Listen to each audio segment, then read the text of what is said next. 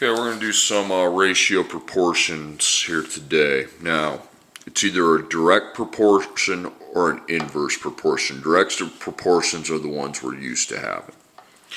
An engine uses 6 gallons of gas and it runs for 7.5 hours. It runs at the same speed. How many gallons will be used in 10 hours? So we're finding the gallons. Now, as the write gallons and hours up there. As the gallons of gas I have go up, then the hours it can run goes up. Okay, it's kind of street smart. So that's a direct proportion.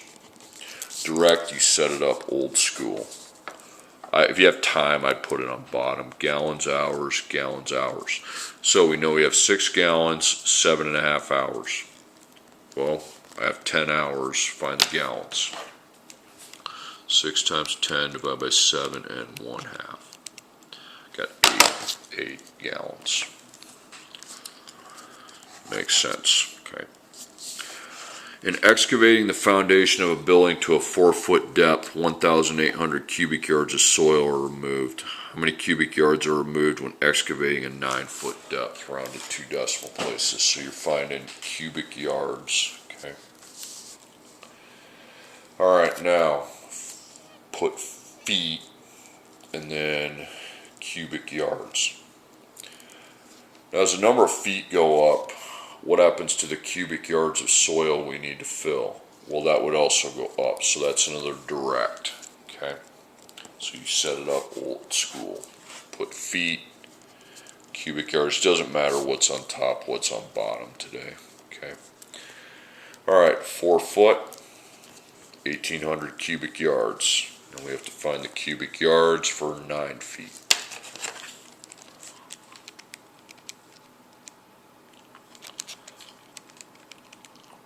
$4,050. I guess I didn't have to really round it, huh?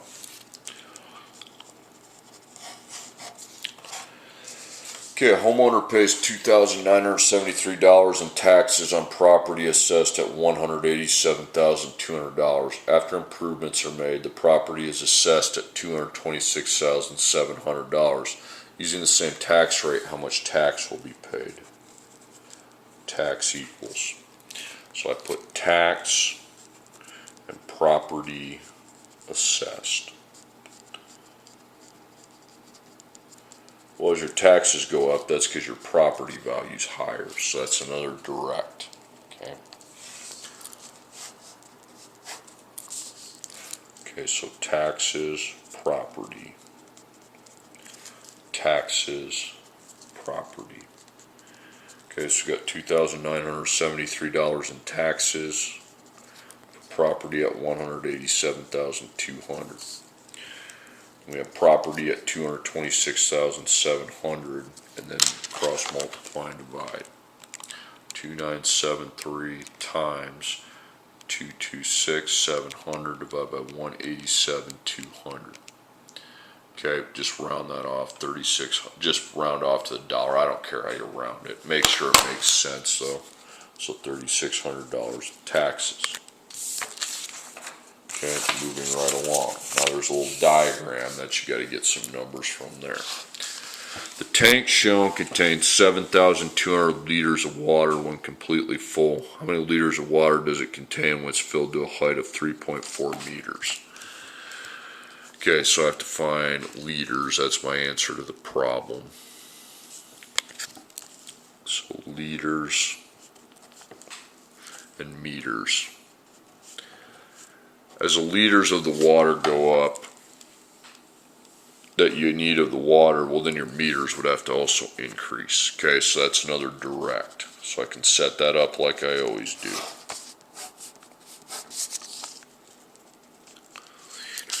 Liters and meters, liters and meters. Now it says a tank shown, so the tank shown has 6 meters. You don't need the point zeros after it. 7,200 liters. Now, if it only fills to 3.4 meters, probably less liters, huh? Okay.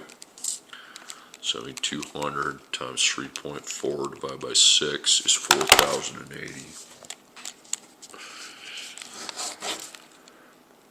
Okay, next one.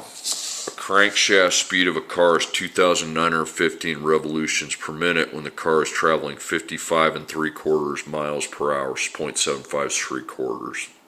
What is a crankshaft speed when the car is traveling 42.5 miles per hour? So, speed means you're finding the crankshaft speed is revolutions per minute, okay? That's what you're finding. Now, the two units are revolutions per minute. That means the number of times the wheel goes around in a minute in miles per hour. Now, the higher the revolutions per minute, that means the wheels are turning faster, more times, so that means the speed increases. So that's another direct. Okay, so basically most of these are direct, but you gotta watch out for when one goes up, one goes down, which we'll get to shortly. So revolutions per minute and miles per hour. I have underlined what you should be looking at, miles per hour. Okay, so 2915 revolutions per minute, 55.75 miles per hour. Okay, we have 42.5 miles per hour. It's our cross multiply and divide. It's like a normal proportion. Okay. Okay, 2,222. Just round it however you want. I don't really care. Okay, two forgings are made of the same stainless steel alloy. A forging that weighs 170 pounds contains 80 hundredths of a pound of chromium, or 8/10. How many pounds of chromium does the second forging contain if it weighs 255 pounds? So you got pounds, overall pounds, and then pounds of chromium. Now, as the overall pounds increase, and the pounds of chromium you have increase, okay? So, another direct proportion. So just pounds and pounds of chromium. Pounds. Don't get lazy with the labels, please. Pounds of chromium. Okay. 170 pounds, overall pounds, and then 0.80 pounds of chromium. So then the second forging, 255 pounds. So I'm going to have probably higher pound. 0.80 times 255 divided by 170 is 1.2. Okay, now things start to get interesting.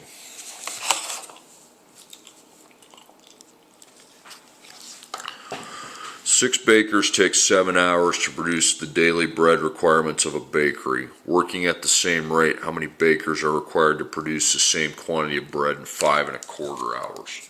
Put bakers and hours. As the number of bakers we have increased, what happens to the hours? They don't go up. The time it would take would go down. That's an inverse. Here's how you line up an inverse. Nobody knows this, okay? This is how this has to be lined up, okay? You're going to put B1, B2, okay? Bakers, bakers. Those are going on the same ratio. Then on the other one, you don't go H1, H2. It's H2, H1, and that's the basis for it, okay? So B1, we'll have 6 be B1, and then 7 hours be H1. And then just go through the problem, and then 5 1/2 hours would be H2, and we don't have B2. That's what we're trying to figure out, okay? So 6 B1, 7 hours H1, 5 1/4 hours H2. If you cross multiply and divide, you will get an answer that makes complete sense, but it's got to be that way. B1, B2, whatever the unit is, okay? B1, B2, H2, H1. Everybody should be setting that up that way. 8, okay? So 8 bakers. Because if you have to get it done in less time, you need more bakers. 8, that makes complete sense.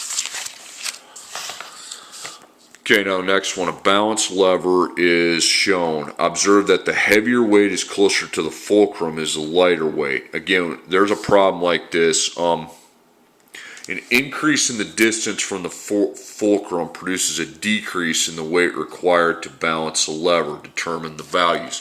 Notice how it says increase followed by decrease in weight, okay? So you see increase, decrease. Well, I'm sorry, but that's inverse, okay? And the table's right there for you, okay? It's W1 over W2 equals D2 D1, okay? You're gonna make that twice. So W1 76.8. The fulcrum's like could be there's a bunch of stuff a fulcrum relates to, okay? It's right there.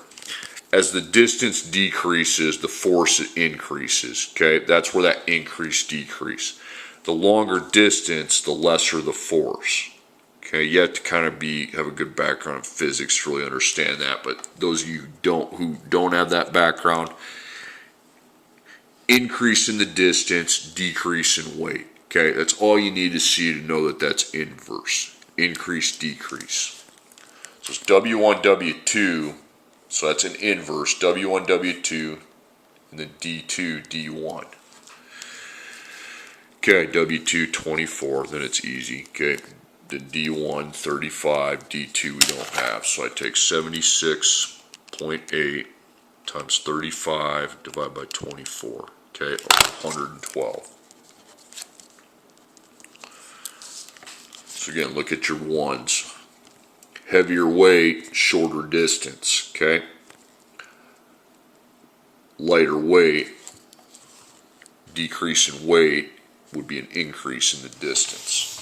So that makes complete sense. W1, don't know. W2, 3/4.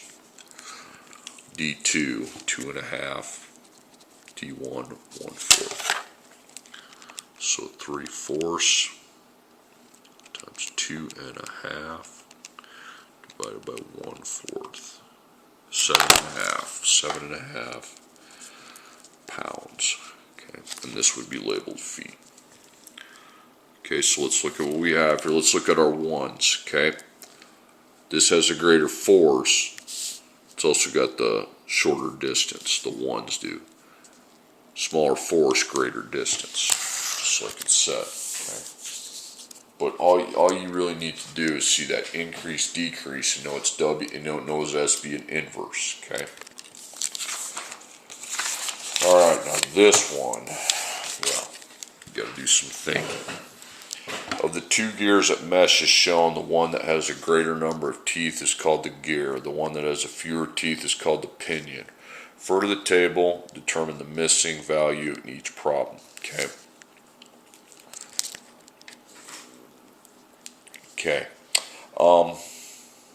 Number of teeth on the gear, that's going to be T1. Let's call it T1. Pinion T2.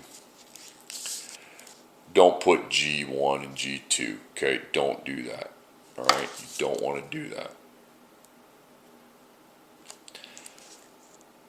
Put RM, okay?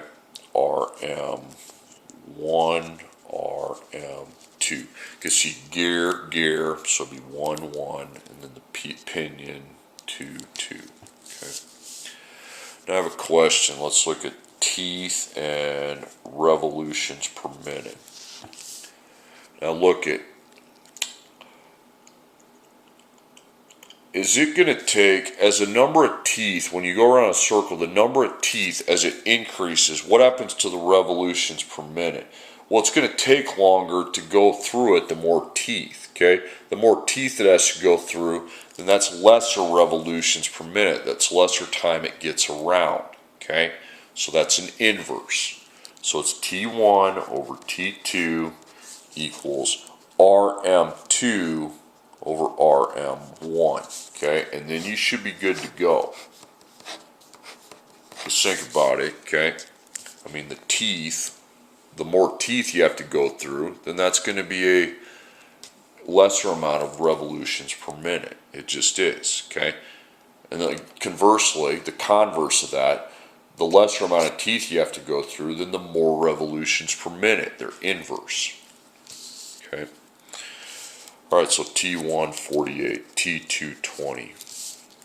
RM2 don't have that. RM1 120. So 48 times 120 by 20, 288. Okay, now let's make sure that makes sense. So the gear's got more teeth, so the gear's going to have less revolutions per minute. The pinion has less teeth, so it's going to get around more times in a minute. Should make sense, okay? T1, 32, 24. Don't have RM1, but we have the RM2, 210. So I take 32, or 24 times 210 divided by 24. That didn't make any sense. 24 times 210 divided by 32. There we go. Just round it up to 158. Okay, so again, look at your gear.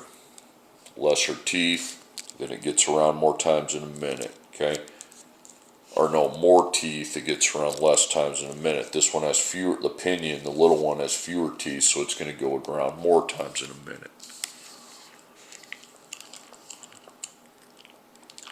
Okay, and then here, teeth 54, 28, RM1, so it's going to be 80, RM2 we don't have. So 54 times 80 divided by 28 is 154. Now, I know that looks weird, but just look at it, see if it makes sense, okay? Gear's got more teeth, so it's going to get around less times in a minute. The pinion has less teeth, so it gets around more times in a minute. That's an inverse, okay? You need to put subscripts, 1, 2 on your labels, okay? 1, 2, 1, 2. So it's that with its 1 over that with its 2 equals that with its 2 over that's with its 1.